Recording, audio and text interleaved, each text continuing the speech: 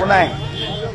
জুবিনদাৰ কাৰণে এইখিনি শাস্তি খাবলৈ সাজু আছোঁ। আচলতে কিন্তু এটাই অন্যায়ভাৱে কোনো ধৰণৰ কাৰ্যত মই আচলতে তাত জড়িত নাছিলোঁ। সেয়া ভিডিঅ' চিডিঅ' চাই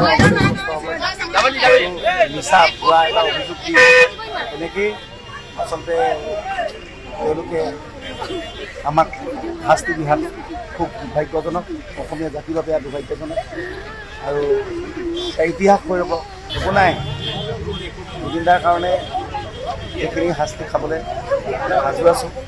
আচলতে কিন্তু এটাই অন্যায়ভাৱে কোনো ধৰণৰ কাৰ্যত মই আচলতে তাত জড়িত নাছিলোঁ। সেয়া ভিডিঅ' চিডিঅ' চাই